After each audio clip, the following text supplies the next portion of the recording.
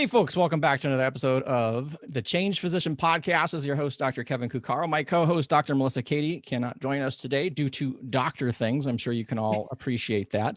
But we have our wonderful guest, Dr. Maiysha Claiborne, who's coming back for another episode. If you don't remember, go back to that previous episode to see her full story.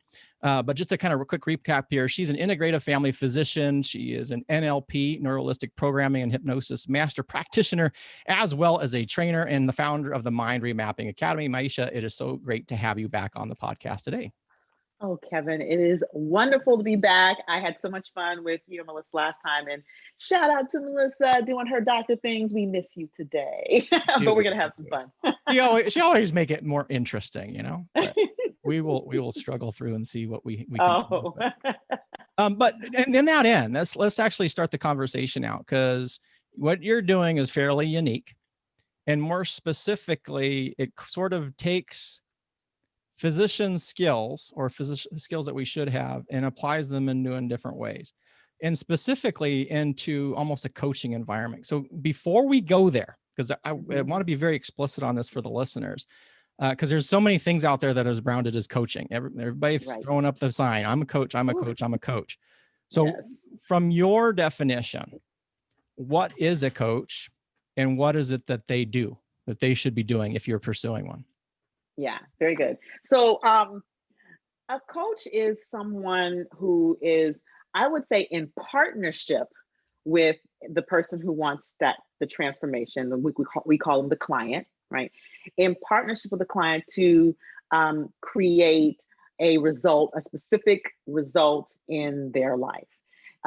There are some differences, and it's easier sometimes to explain coaching by talking about what coaching is not first, but it is a methodology that allows two people, one who is a guide, has a specific listening, and is trained to ask questions in a powerful way that helps a person discover for themselves their path, as well as to discover themselves more deeply, the things that stop them, things of that nature. But the coach is the access for that. The coach is sort of the conduit for that, because of the way they listen and the way they ask questions and reflect back to them. And yes, there's some suggestions, there's some brainstorming, but by and large, it is a leading process rather than a tell you what to do process, which is what doctors do, by the way. well, we end up doing what really shouldn't probably doing for most of the visits, I would say. I mean, it's interesting because that is definitely the typical physician mindset. You learn in medical school and they're talking, oh, listen to the history. The history is 80%, 90% of the problem. Listen to your patient. And it's just shocking. Then you go into residency and particularly practice when the widget model gets applied, where it's like, how many widgets can you throw through the office? I mean, that's what the most health systems did is. And all that stuff that we were supposed to be doing, we don't do anymore. Like you're saying, you don't have time to do it. We don't have time. We're doing these really directed questions, closed-ended questions and things like that. But so I like how you're opening up this dialogue and talking about more of a facilitation path, how there's a guide where you are more, I'm going to use the word passive, but not in a negative manner, but really more letting your client direct that process. So if that's the starting point for coaching, let's then define that, like you said, what isn't coaching? How would you specifically say what is not coaching? Right. So coaching is not therapy, right? It is, there are people who do therapy and there are people who combine coaching with therapy, but it is not specifically therapy. Therapy is that process of going back and processing a lot of things from the past to help to give insight. And it is more past based, where coaching is more future based. Now there is CBT, cognitive behavioral therapy, and that's a little bit has that future based component into it, but there's not a lot of processing of the past in coaching. Once again, I will say there are some hybrid models. There can be some hybrid models, but primarily it needs to be understood that it's not therapy. Coaching is not advising. Advising is telling people what to do, right? There is a distinction between consulting and coaching, and consulting is along the lines of more advising. And then coaching is the led process, the facilitated process, as you say. Now, again, there can be hybrid coaching consulting models, but if you're talking pure coaching, it is not giving advice or telling what to do. By and large, the coach does not have the answers. Our premise is that the client always has the answers, and the coach helps to the client to realize those answers, to bring those answers forth from the client. That's what the coach does. And that's a very important distinction, because it changes the dialogue completely. Because if you're going into this with this idea that it's an advice giving, then what you're going to be tuning into is, how can I respond with the stuff I want to tell this person, versus what you're sort of detailing here, where it's not about dictating something, but instead allowing the client to find the answers for themselves. So I really love that. That's wonderful. That's, it's so frustrating, because there's so many people saying they're coaches. And yes, I think, again, in my limited exposure to some coaches, that's the typical thing that they do. Is it's like, let me ask you a question, and then I'm going to tell you what I wanted to answer, whether or not you answer this question or not. Right. Exactly. So,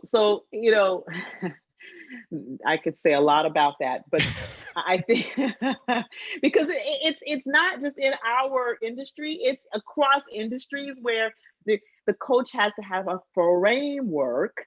And so they're going to take people through their framework, whether it's relevant or not. And I think if you're going to be a coach, it's okay to have a framework, but the framework is the bones. It's the skeleton outline. It's the overview of of the experience that you want the client to get. But the client comes with what the client comes with. And you have to be willing to dance and able to dance inside of the coaching relationship. That's the epitome of coaching. It's a dance between coach and client.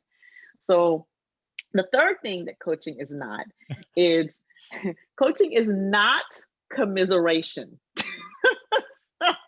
Right?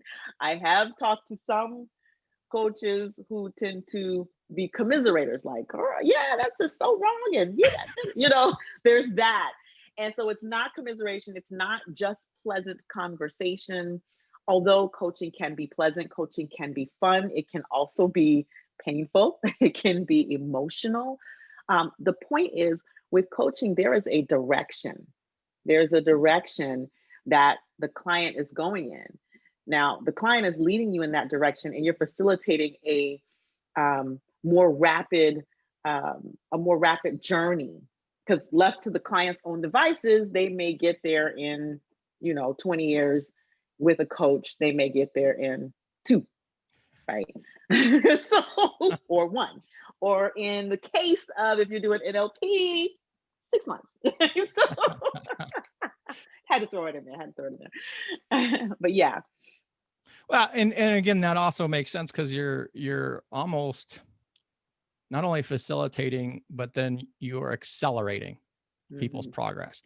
And it's interesting, when we're looking at other coaching relationships, so the sporting things. So people get a coach for sports in order to optimize their performance. And in many ways, I guess what I'm hearing here is that coaching for the individual in whatever domain that you're seeking a coach for is in a very similar way. It is to kind of pull out your individual strengths, sometimes what you may not even recognize, and then to optimize those strengths in such a way that is now goal directed. So you're more likely to achieve what it is that you want to achieve, not necessarily what the coach wants to achieve. Right. Well, it's an interesting analogy to sports, right? Because if you really think about what really great coaches do, they they create the strategy, right? They show the strategies. They show the strategies to the players. And I've seen this, they have been now I'm gonna tell you, I'm not like a sports follower, but I do know a little bit. So if I say something wrong, you're gonna correct me, okay? Probably not. I'm thinking, right? So I'm gonna talk about football, because this is what I've seen it the most in. So you've got, I think it's what, the quarterback who calls plays. Right. So that's what's interesting, right? You have the coach, and in the practice, they're running these plays, they're they're teaching these strategies. They're preparing. They're like, here are all the strategies. They're training. And then when the game comes, who calls the plays? The quarterback calls the plays, because the quarterback's on the field, on the field, doing the stuff with his team. Mm-hmm. So then that's the nature of coaching, is that there's training, there's development in the coaching process. There's the showing of strategies, the options, the brainstorming of options and strategies. And then there's the client getting to choose the path and learning from the path and coming back to the coach and say, hey, coach, this is what happened. What now? And then the coach helping them unpack that. Okay, well, what didn't work? What didn't work? What'd you learn? What's next? Mm-hmm, mm-hmm. So and it sounds like it can be a very powerful relationship. Now, Yes. because it's a relationship, though, there are still the other party involved. So we've talked a little bit about, from the coach's standpoint, what you're looking for, any coach, what a coach is and what they should not be doing. But then from your coach perspective, what makes the ideal client? What is the right client mindset that someone needs to come into a coaching relationship? This is a very good question, because I believe that depends on the coach themselves, right? What is the coach what does the coach love to do? What is the coach coaching on, first of all? What stage are they looking for their client to be in? As an example, as a person who coaches also in business and entrepreneurship, I'm very clear that I like potential clients to have an idea, be very clear about what they're doing, like where they're going. They may or may not have started their business. That's fine. But they need to at least be clear. I won't take a person on if they're not clear or haven't at least maybe gotten a little bit started. But I probably won't take on someone who's already in business for a certain amount of time and is advanced, because I like startup. That's what I like in the business realm, right? From a NLP coaching standpoint, the person, this is for people who might be looking at being a life coach or something of that nature. The person has to recognize that there is a problem, be willing to admit that they have a part in the problem, right? And be ready to, the word is not change, do the work that needs to be done in order to transform the problem, meaning whatever it is inside of themselves that could be contributing to the problem, right? So they need to be willing and ready to do the work. And with that, so how many of your clients, how do you make sure that the clients that you're seeing are in that right mindset? Do you have a screening process, or are there generally say a worksheet where you say, fill this out. If you can fill this out, this would probably be a good thing that I can work with you. Because that is really, really important, right? Because what you're basically describing is there are people who say they want to change. I'm thinking from the physician space. I'm burned out. I want to get out of medicine. That's pretty general. That is, and you can go all sorts of different places with that. But it sounds to me what you're looking for is, I'm burned out. What I'm really interested in is creating a business around blah. And that they're very clear on what at least that direction is. They may have not, just like you said, they may have not started anything, but they have clarity in that direction. So how are you then making sure or facilitating that people are clear before they see you? Right. So this is where I allow my clients to self-select in. This is where a system comes into place. So for all you who are listening out there who might be coaches, this is the part you need to be listening to.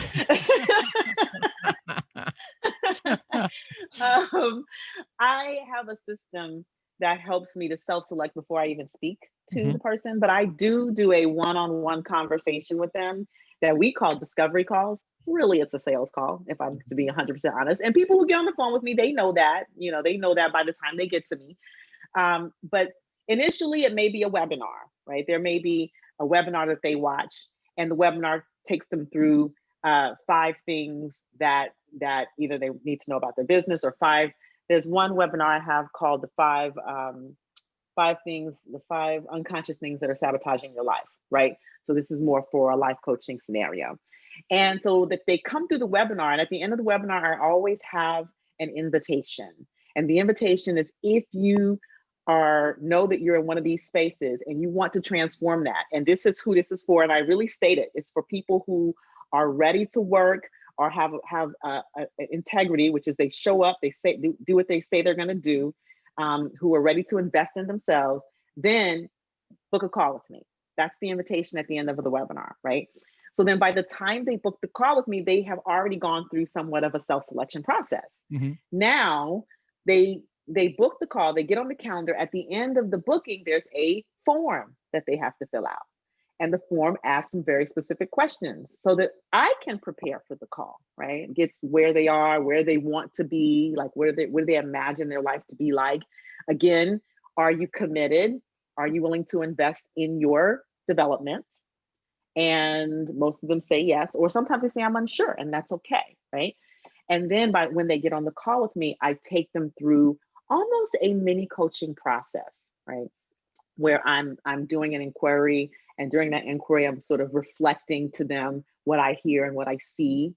And then by the end, I can hear, because this is the way a coach listens, I can hear, and the discovery call is really just a set of questions. It's just a set of questions. It's just like information gathering for me. But I can hear whether they're ready or not. And I will ask them, I will say, how do you think I can help you?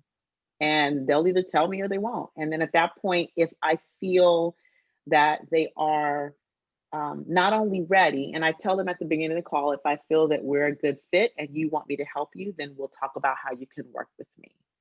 You know, and so I have a very specific process that self-selects out, so that by the time people get with me, most of them, about 60% of them, are ready to sign on. Yeah. Yeah. And that's, people could take that information, really creating that pathway, and apply it into a clinical practice model. I mean, that would, if you have a great practice. So obviously on the change position, we talk about everything, right? Whether you're trying to change your practice or trying to change your life, trying to find a different thing. But it's important to know that what we're talking about here is as relevant to clinical practice as it is into a coaching model. Because what you're basically doing is you're systemizing your work in such a way that all the stuff, the filtering, can be done very effectively and efficiently, so that your intention and the high demand cognitive work you can now devote to your clients, which makes a lot of sense. And so obviously my brain is like juggling, well, if you were in clinical practice, how would you do this? You could do this by video, you know, some sort of video informational device. You can do it through your marketing materials. You can do it through a well-structured office where you have your assistant who maybe is using specific questions before they come in.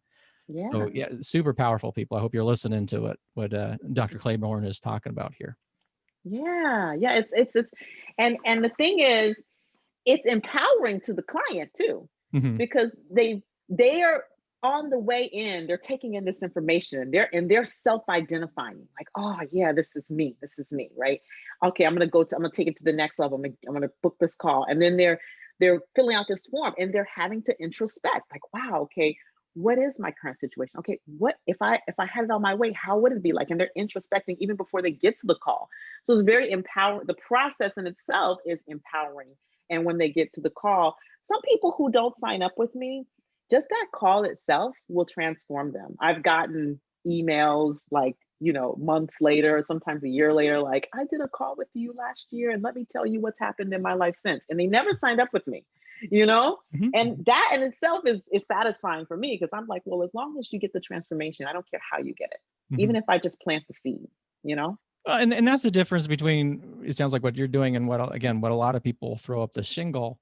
And it isn't necessarily about filtering and finding the right people that you can work with, but just really getting a bunch of people to sign up for your program. Right. There's that, right? I gotta survive. I need clients. Yeah. Right? Or the discovery call, which has nothing to do with discovery, and really that, you know, that's to me is an excellent thing to hear, is because if you're doing a discovery call and the people that are not even signing up for your longer duration, the people who are working with you on more than one basis, and yet you have people who are still coming away from that with value, that's a great process. I mean, that's pretty amazing. Yeah. Yeah. Thank you. Thank you. So we've been talking for a little while here. What would you say is the first step then if people were interested in working with you? You've talked about different domains, business, life, et cetera. You've talked about webinars, but do you have a central starting point that you like people to generally see to get the information and maybe discover whether or not it would be useful for them to talk with you more? Yeah, I mean, I invite them to reach out to me directly. If you go to drmaiysha.com, that's my hub. That's where you can see everything. So if you are thinking, well, maybe I want to become a coach, and I'll talk a little bit about how you can do that in just a moment. Maybe I want to train, join a training to become a coach, or maybe I want to train in NLP hypnosis, or then the starting point is drmaiysha.com. Maybe I want to have some business coaching and I want to learn more about that. It's the same hub, right? Um, I do have, and if I don't know if you mind if I share a little bit about the NLP training that's coming up for those who think they want to be coaches. Well, I want to make a distinguishing because there sounds like there's almost two paths, right? So Yes. you have people who already know that they want to be coaches, and then there's a specific coaching that you do. That's where the neuro-linguistic programming comes in. We talked a little bit about in that first episode. And then on the other path, it seems like that may not be if you want to do coaching per se, but you have a specific business venture that you're pursuing, and then you want someone to kind of facilitate that to optimize performance in your specific business idea. Is that correct? Yeah, yeah. Okay. It's funny because I'm sort of semi-retiring.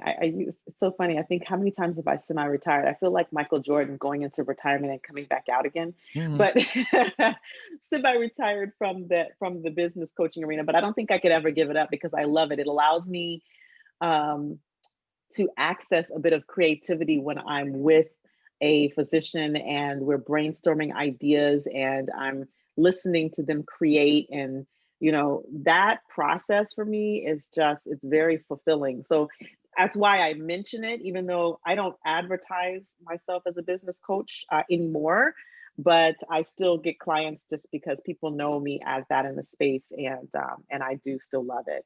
So that is a pathway if you go to drmaiysha.com. But what I focus on is the NLP coach training and the hypnosis training. That's what I focus on. Okay. And why don't you go a little bit of that? Because that sounds like that's different than coaching specifically. Now you're teaching people how to coach through a specific framework. That's right. So, I because I came across so many doctors who were wanting to be coaches, and I have the training, I have the capacity and the training and the credentials to train. I decided to start a school called the Mind Remapping Academy. And I think on the last episode, we did talk a little bit about what neuro-linguistic programming is. But I now actually run programs and have a training. By the time this episode comes out, we would have just started our training for January, but I do a couple of trainings a year, certifying in neuro-linguistic programming and hypnosis, as well as coaching. So it's actually a quadruple certification. There's another technique in there that I don't want to confuse people, but there's 4 techniques, all NLP and hypnosis related, and a coach training that they get certified in. So it's a fun program. It's a virtual program. When COVID is sort of winding itself down, it's convertible to a live program, which I love. That's what I love the most, is the live programs. It's a different dynamic for sure. But what was wonderful about the tool set that you're mentioning is it can be delivered over the internet in a virtual format, and you can be just as effective, I would say, in a lot of ways. I mean, live interaction obviously is more pleasurable, and you can you're seeing people, there's something live dynamic. But I've been pretty shocked actually. If you if you're using like a Zoom format like this, you can have pretty robust interactions and much more. I've done a ton of stuff on Zoom and things in the past, but I was just absolutely shocked at how well it works. So That makes a lot of sense. Technology is amazing. It is amazing. And so I really liked how you're offering a program that is certainly relevant in this day and age and will continue to seem to expand rather than being a single format. You know, like if you were some of the stuff that people are learning, you can only do it live. Well, you're in a little trouble. Right.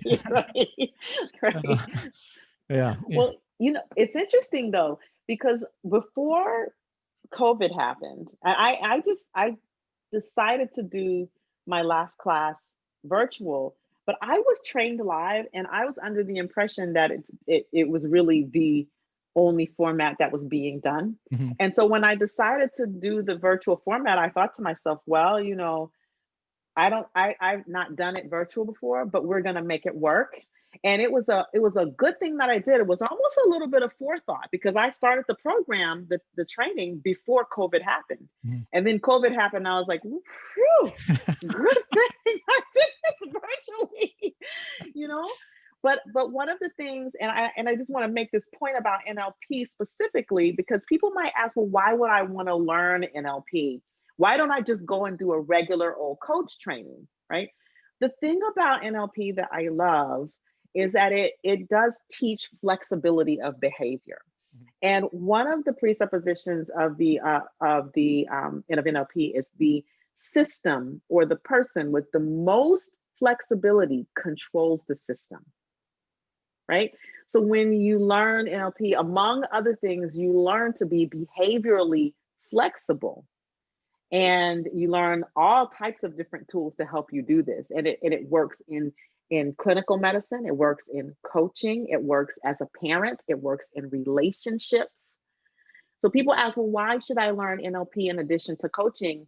Because it's not something that's only going to transform your clients, it's going to transform your own life. And all of my students who go through my program see a transformation in their personal life and have the tools to now take out into the world and transform lives of others. I'm just laughing because I do a lot of pain training. So outside of the change physician, and people know I'm a pain specialist, and I do a lot of pain education and training of clinicians. And I say that exact same thing because the best students I have a personal transformation before they have a professional transformation. That's right. So, I guess there is some overall truth, I think, to that, because another that makes me think of is if you are in any sort of thing, you're going through a coaching relationship or you're trying to do something, if you haven't learned, applied, really understood it for yourself, how in the world are you supposed to deliver it to somebody else? That's right. Interesting stuff. And the other part is interesting. So we did talk a little bit about neuro-linguistic programming and hypnosis, but the other advantage to bundling them to a coaching program is not only are you getting the coaching framework, you're getting additional tool sets specific to that. Because oftentimes people, I can learn this, but then they feel like they don't have a tool set or whatever. So you're providing the tool sets as well. So that makes a lot of sense. And it's very practical. And I'll tell you what, no shade to the ICF, I respect to the ICF, but they are not teaching these kinds of tools, right? The tool sets that you come out with when you learn NLP, they meet, or the coaching program overall, because it's inclusive of the coaching, it meets and exceeds the standards of the ICF. So, it's just one of those things that I was, I think, lucky enough, because when I first did my coach training back in 2008, it was more around the ICF track. And then when I decided to certify in NLP hypnosis, timeline therapy, and coaching on this track, then I realized how much more rich is the word I'll use, the training is. And so, it's just a matter of giving people a fish versus teaching people to fish. And I love teaching people to fish. Or teaching people to fish and then teaching people to fish and giving them a fishing rod. Because that's a little bit different. Is they people to fish and then you're like, I don't have a rod, I don't have any bait, I don't have the hook. Am I going to use a lure? What am I supposed to be doing here? Giving them the starter kit. The starter kit. I might use that outside the podcast. Thank you, Kevin. Well, you facilitated it, so it's as much yours as anything. Well, we've covered a lot of things, and actually I want to be very respectful of your time, but there's so many other details that we can go into, because this would lead into things about coaching certification, right? You know, and you mentioned you don't need to be certified, but there are certification or agencies, and maybe that would be a future conversation for us to have, would be the pros and cons to both of those. But anyway, I really enjoyed this conversation. Thank you, Maiysha. It was an absolute pleasure to talk with you today. I hope everybody else got something out value of it. If there's a specific place, so your address in the internet is drmaiysha.com. drmaiysha.com. I'll give the listeners one more email address. One more website address. If they're specifically interested in the NLP, they can go to remapmymind.com. remapmymind.com. And I'll give that to you as well. So if they're specifically interested in the NLP training and getting into our next training, which we'll be announcing very soon, they can go there and submit an application. Fantastic. Well, we will definitely have those links available for everybody. And thank you again for joining us. Always a pleasure to talk with you. Until next time, everybody else, stay well. Well.